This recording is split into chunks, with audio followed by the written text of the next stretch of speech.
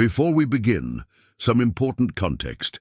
Everything you're about to hear comes from ABC's reporting, specifically their 7:30 program and related articles. I'm not making independent claims about Desi Freeman, his family, or Victoria Police. These are statements attributed to family members, former friends, and expert sources interviewed by ABC journalists. I will provide my analysis and commentary on what ABC has reported, but that analysis reflects my opinion only. Freeman has not been convicted of any crime and is presumed innocent until proven guilty in a court of law. ABC's 7:30 program just published an investigation into Desi Freeman. They interviewed his family members and former friends, and what they revealed provides new context about who Freeman was before August 26th. Before I go into this, let me be very clear. I'm presenting information that was reported by ABC. This is not my independent claim. These are statements made by Freeman's family and others to ABC journalists. I'll tell you what they said, and then I'll give you my analysis of what it could mean for this case. But everything I'm about to share comes directly from ABC's reporting. You can find their full article linked in the description. Now, let's look at what Freeman's family told ABC about the man Victoria Police had been searching for over the past month. ABC interviewed Luke Philby, who was identified as Desi Freeman's nephew. According to the ABC report, Philby described his uncle as someone who was, quote, like an older brother to him when he was growing up. He said they were close in his younger days and that he looked up to Freeman as a larger-than-life character. But Philby told ABC that as he got older, he began seeing a different side. ABC quotes Philby saying his uncle had what he described as a hidden anger about him. According to Philby, Freeman never wanted healthcare professionals to provide a proper diagnosis or help. Philby also told ABC that his uncle was right into karate and believed Freeman used it as an outlet to try and contain his anger, but that he could never fully contain it. Now, here's an important detail ABC reported. Freeman wasn't always named Freeman.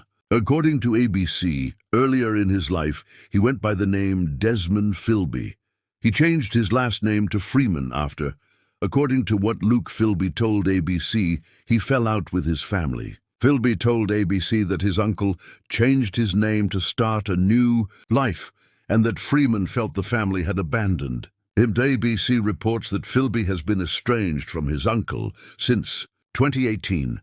According to ABC, Philby said he and other family members have been left devastated by what Freeman is alleged to have done. ABC quotes him, describing his uncle's alleged actions as cowardly. That's what Freeman's nephew told ABC. My analysis: this paints a picture of someone who, according to family testimony, had unaddressed struggles for years. Someone who felt abandoned. Someone who changed his name to try to start over. But here's the critical question this raises. If Freeman had what his family described as a hidden anger, if he had refused help, did Victoria Police know this when they planned the operation on August 26th? Because if they did know, that makes the decision to send 10 regular officers instead of tactical specialists more questionable. ABC's report also addresses Freeman's worldview and political beliefs. According to ABC, at the time of the alleged shooting, Freeman was what they describe as a widely known conspiracy theorist who held anti-authority and anti-government worldviews.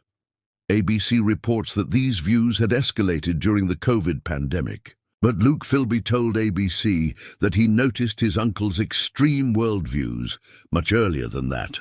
According to ABC's report, Philby said that visiting his uncle was difficult because, quote, you couldn't visit him without him having this trauma-dumping episode and whinging about the government.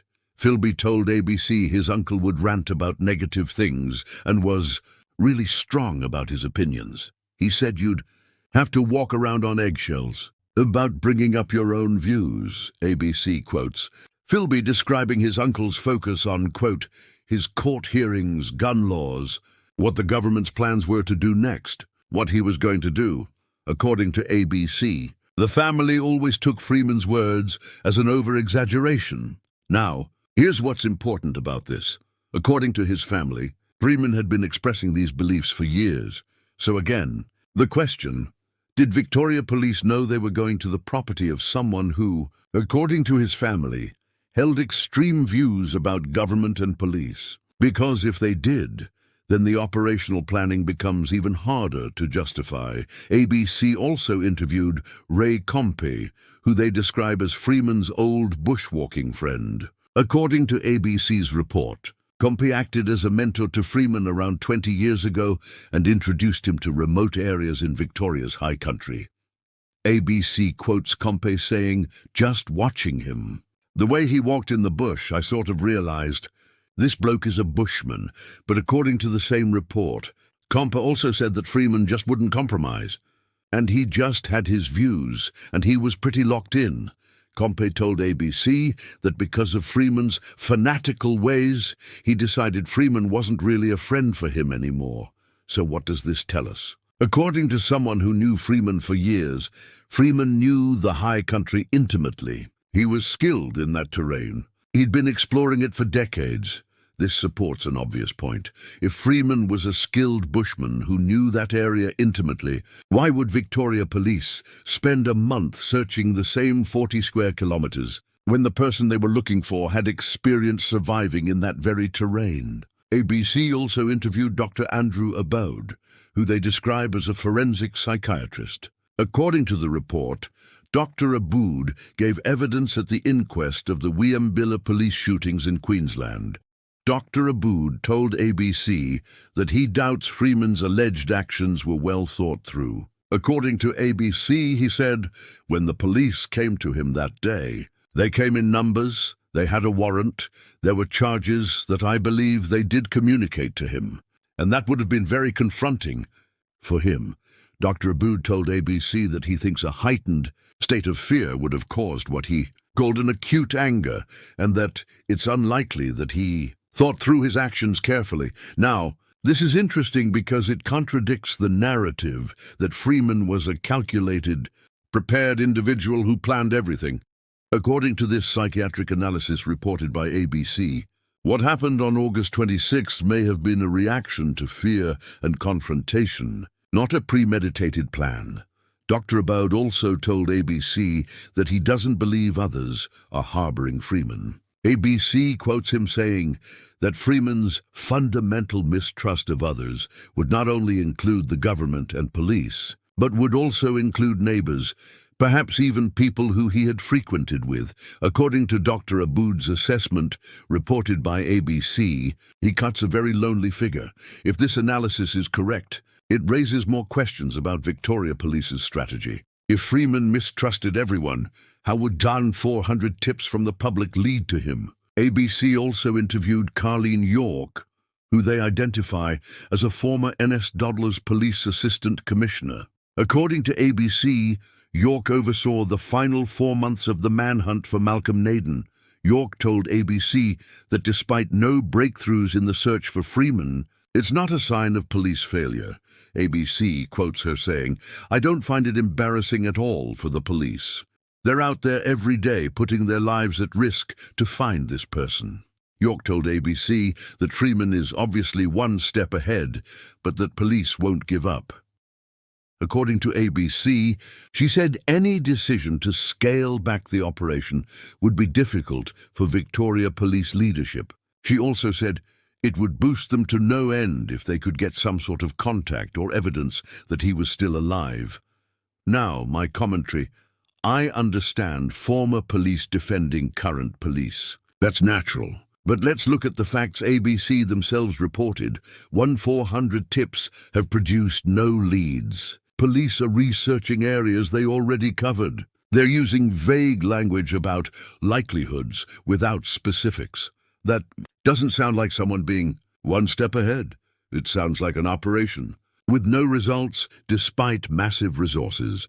ABC's report also revealed details about Freeman's living situation. According to the article, when police arrived at the Porapunka property on August 26th to execute the warrant, Freeman was living in a bus with his wife, identified by ABC as Amalia.